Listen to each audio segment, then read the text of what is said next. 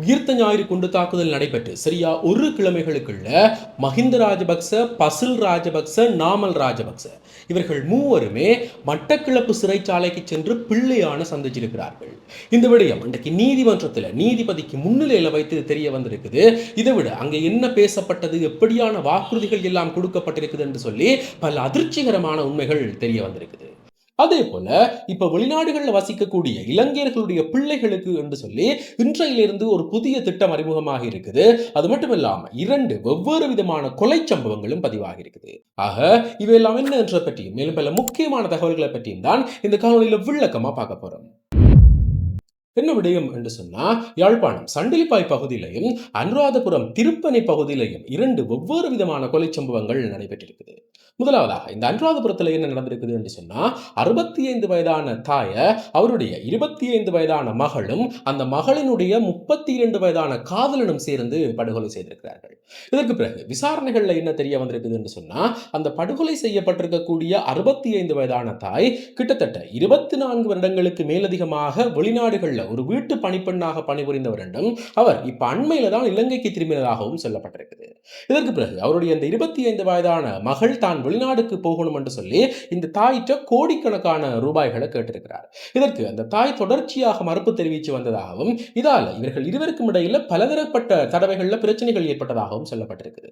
இதுல ஒரு கட்டத்தில் என்ன நடந்திருக்குது என்று சொன்னா, அந்த மகளும் அவருடைய 32 வயதான காதலனும் சேர்ந்து இந்த தாயை அவர்களுடைய வீட்டுக்குள்ள வைத்து படுகொலை செய்து போட்டு கிட்டத்தட்ட 10 லட்சம் ரூபாய் பெறுமதியான பணம், அதே போல 30 லட்சத்துக்கு மேற்பட்ட பெறுமதி இருக்கக்கூடிய தங்க நகைகளையும் கொள்ளையடித்துக் கொண்டு போயிருக்கிறார்கள்.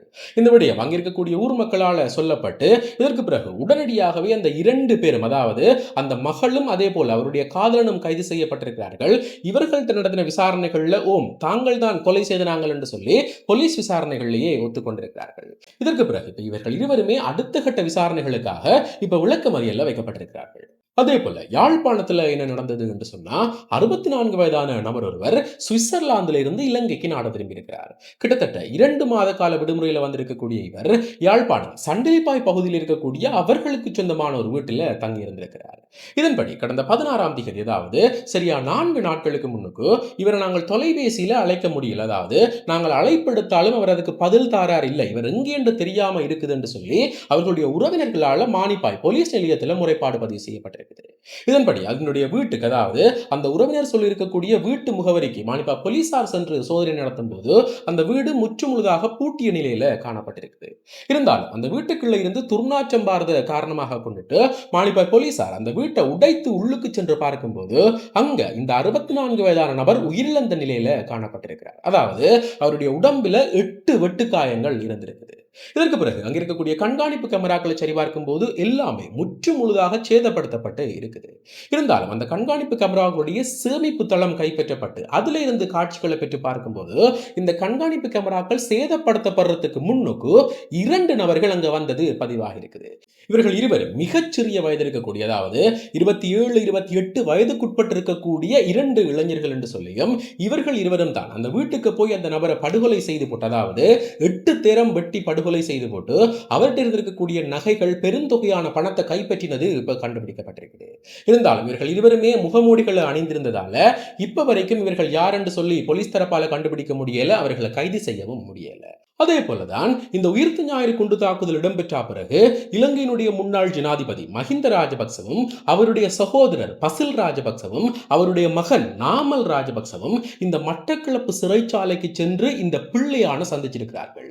இந்த குண்டு தாக்குதலுடைய பிரதான குற்றவாளி இந்த பிள்ளையான் தான் என்று சொல்லியும் இது கோட்டாபாய ராஜபக்சவை ஜனாதிபதி ஆக்கிறதுக்கான ஒரு ஏற்பாடுதான் என்று சொல்லி இவ்வளவு காலமாக வருடக்கணக்காக குற்றம் சுமத்தப்பட்டது. இந்த விடயம் இன்றைக்கு உறுதிப்படுத்தப்பட்டிருக்குது. என்ன நடந்திருக்குது என்று சொன்னா, இப்ப பிரான்ஸ்ல வசிக்கக்கூடிய இந்த அசாத் மௌலானா, அதாவது பிள்ளையானுடைய பிரத்யேக செயலாளராக இருந்திருக்கக்கூடிய இந்த அசாத் மௌலானா விட்ட இலங்கையினுடைய பிரதான விசாரணை அதிகாரி ஷானி அபயசேகர பிரான்சுக்கு போய் விசாரணைகளை மேற்கொண்டவர். இலங்கையினுடைய தூதரகத்தில் வைத்து இந்த வாக்குமூலங்கள் அசாத் மௌலானாட்ட பெறப்பட்டிருக்குது. அதுல அவர் என்ன சொல்லியிருக்கிறார் என்று சொன்னா, இந்த குண்டு தாக்குதல் இடம்பெற்ற பிறகு அடுத்த ஒரு கிழமைகளுக்குள்ள, அதாவது ஏப்ரல் மாதம் 21ஆம் தேதியிலிருந்து அடுத்த ஒரு கிழமைகளுக்குள்ள இந்த மஹிந்த மஹிந்த ராஜபக்ச, பசில் ராஜபக்ச, நாமல் ராஜபக்ச இவர்கள் மூவருமே சிறைச்சாலைக்குள்ள வந்திருந்தவர்கள். அங்க பிள்ளையானோட இவர்கள் நேரடியான ஒரு உரையாடலை மேற்கொண்டிருந்தவர்கள். அதுல வைத்து பிள்ளையானுக்கு பலகட்ட வாக்குறுதிகள் கொடுக்கப்பட்டது. அதுல எனக்கு தெரிந்த ஒரு விடயம் என்னன்னு சொன்னா, இந்த கோட்டாபாய ராஜபக்ச ஜனாதிபதியாக பதவியேற்ற பிறகு அடுத்த கொஞ்ச நாட்கள்லயே நாங்கள் உங்களை பிணையில வெளியில எடுக்கிறோம் என்று சொல்லி இவர்கள் 3 பேருமே தனித்தனியான வாக்குறுதிகளை கொடுத்தவர்கள். இது உண்மை என்று சொல்லி இந்த அசாத் மௌலானா ஒரு அதிர்ச்சியான வாக்குமூலத்தை வழங்கியிருக்கிறார். இந்த விடயம் இன்றைக்கு நீதிமன்றத்தில் வைத்து இலங்கையினுடைய பிரதி சொலிட்டர் திலீப பீரிஸ் வெளிவிட்டிருக்கிறார். உண்மையிலேயே மிக மிக அதிர்ச்சியான ஒரு தகவல், மிகப்பெரிய ஒரு திருப்புமுனையை ஏற்பட்டிருக்குது. இதற்கு பின்னணியில் இனி மஹிந்தவில இருந்து நாமல்ல இருந்து அனைவருமே விசாரிக்கப்படுவார்கள். என்ன நடக்க போகுது என்றதை பொறுத்திருந்துதான் பார்க்கணும். இப்படி இருக்கேதான் இப்ப இலங்கையிலிருந்து வெளியேறி வெளிநாடுகளில் பணிபுரியக்கூடிய பெற்றோருடைய குழந்தைகளுக்கு என்று சொல்லி இன்றையிலிருந்து ஒரு புதிய திட்டம் மறைமுகமாக இருக்குது. எப்படி என்று சொன்னா, இப்ப இலங்கையில இருந்து இந்த பெற்றோர் வெளிநாடுகளில் பணிபுரிந்து கொண்டிருந்தா அவர்களுடைய பிள்ளைகளுக்கு 2 வயதில இருந்து 13 வயதுக்கு உட்பட்டவராக இருந்து அவர் இந்த பகல் நேர பராமரிப்பு நிலையங்கள்ல இருந்தா அவர்களுக்கு ஒரு மாதம் 10,000 ரூபாய் கொடுக்கிறதுக்கு இலங்கையினுடைய அரசாங்கம் முடிவு செய்திருக்குது.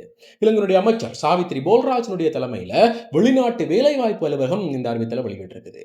உண்மையிலேயே மிக மிக பிரயோசனமான ஒரு விடயம். இது தொடர்பில் இந்த வெளிநாட்டு பணியாளர்களுக்கு என்று சொல்லி மேலதிகமாக பல சலுகைகள், அதாவது இந்த தூதரகங்களை இணைக்கிறது, அதே போல அவர்கள் வெளிநாடுகளில் இருந்து வாக்கு செலுத்தக்கூடிய முறை என்று சொல்லி பல திட்டங்கள் இனிவரும் காலங்களில் கொண்டு வரப்படும் என்று சொல்லி இன்றைக்கு ஒரு உத்தியோகபூர்வமான அறிவிப்பு வெளியாக இருக்குது.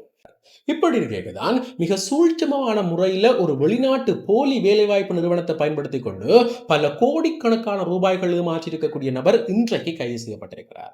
இவர் என்ன செய்திருக்கிறார் என்று சொன்னா, இலங்கையில் இருக்கக்கூடிய பல நபர்கள்ட்ட இருந்து, அதாவது இப்ப வரைக்கும் இவருக்கு எதிராக மொத்தமாக 250 நபர்கள் முறைப்பாடு செய்திருக்கிறார்களாம்.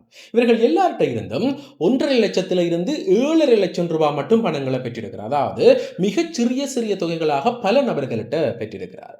இதுல என்ன ஒரு விடயம் என்று சொன்னா, இலங்கையில 10 லட்சம் ரூபாய்களுக்கு மேல நீங்கள் ஏமாற்றப்பட்டிருந்தா தான் அது ஒரு விசாரிக்கப்படுகிற முறைப்பாடாக எடுத்துக்கொள்ளப்படும்.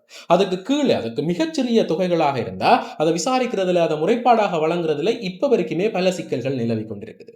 இந்த ஒரு நுணுக்கத்தை தெரிஞ்சு வச்சுக்கொண்டு அவர் இலங்கையில் இருக்கக்கூடிய பல நபர்கள்ட்ட இருந்து இந்த லட்சக்கணக்கான காசுகளை பெற்றிருக்கிறார். நான் உங்களுக்கு வெளிநாடுகள்ல கனடாவில், ஆஸ்திரேலியாவில், பிரான்ஸ்ல, நெதர்லாண்ட்ஸ்ல என்று சொல்லி சகல நாடுகளிலையும் வேலை வாய்ப்பை பெற்று தருவன், என்னால பல நபர்கள் போயிருக்கிறார்கள் என்று சொல்லி போலியான புகைப்படங்களை, போலியான விளம்பரங்களை பயன்படுத்தி கொண்டு டிக்டாக் செயலி மூலமாக இந்த மோசடியில் ஈடுபட்டிருக்கிறார். இவரை நம்பிக்கொண்டு பல பேர் லட்சக்கணக்கில் காசுகளை அனுப்பியிருக்கிறார்கள். 3 மாதம், 4 மாதம், 5 மாதம் என்று சொல்லி பணம் திரும்ப வராதால இவரோட முரண்பட போகும்போது அவர் அதற்கு எந்த விதமான பதில்களும் வழங்கல. நீங்கள் வேணுமென்று சொன்னா போலீஸ் முறைப்பாடு வழங்கலாம் என்று சொல்லப்பட்டிருக்குது. இதற்கு பிறகு போலீஸ் நிலையத்துக்கு முறைப்பாடு வழங்க போகும்போதுதான் இப்படி இந்த 10 லட்சம் ரூபாய்க்கு மேற்பட்ட தொகைக்கான விசாரணையும் அதற்கு கீழே இருக்கக்கூடிய தொகைக்கான விசாரணை, இந்த சிக்கல்கள் மக்களுக்கு தெரிய வந்திருக்குது. இதன்படி இந்த பாதிக்கப்பட்டிருக்கக்கூடிய தரப்பினர் எல்லாமே ஒன்று சேர்ந்து அண்மையில் கடந்த 4 நாட்களுக்கு முன்னுக்கு ஜனாதிபதி செயலகத்துக்கு முன்னுக்கு ஒரு போராட்டத்தில் ஈடுபட்டிருந்தவர்கள். கிட்டத்தட்ட 250 பேருக்கு மேல நாங்கள் முறைப்பாடு வழங்கி இருக்கிறதாகவும், இருந்தாலும் அந்த நபர் இன்னமும் கைது செய்யப்படவில்லை, அவர் தொடர்ச்சியான மோசடியில் ஈடுபட்டுக் கொண்டிருக்கிறார்கள் என்று சொல்லி ஜனாதிபதியினுடைய செயலாளர்கிட்ட நேரடியாகவே இவர்கள் சொல்லியிருக்கிறார்கள். இதற்கு பிறகு உடனடியாக இந்த விடயம் கருத்தில் கொள்ளப்பட்டு இன்றைக்கு திருகோணமலை குச்சவெளி போலீசாரால் இவர் கைது செய்யப்பட்டு உடனடியாக இலங்கையினுடைய கொழும்பு குற்றப்பிரிவுக்கு ஒப்படைக்கப்படுகிறார் என்று சொல்லப்பட்டிருக்கிறது.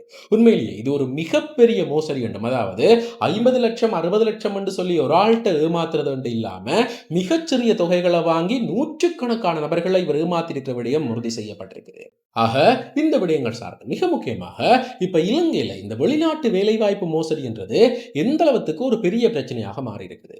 முக்கியமாக இந்த வடக்கு கிழக்கு பகுதிகளில் ஒவ்வொரு நாளுமே பல லட்சக்கணக்கான பணங்கள் ஏமாற்றப்பட்டுக் கொண்டிருக்கிறார்கள். என்னதான் இந்த விழிப்புணர்வு காணொலிகள், விழிப்புணர்வு செய்திகள் என்று சொல்லி பல விடயங்களை சொன்னாலும் கூட இப்ப வரைக்கும் இந்த மோசடி தொடர்ச்சியாக இடம்பெற்றுக் கொண்டுதான் இருக்குது. இது தொடர்பில் அரசு தரப்பில் இருந்து எப்படியான நடவடிக்கைகளை முன்னெடுக்க வேண்டும், அதே நேரம் ஒரு நபர் வெளிநாட்டு இந்த வேலைவாய்ப்பு மோசடிகளால் தங்களுடைய பணத்தை இழந்திருந்தா அதை மீள பெற்றுக்கொள்றதுக்கு எப்படியான வழிகள் எல்லாம் இருக்குது என்றதை தயவு செய்து கமெண்ட்ஸ்ல சொல்லுங்க.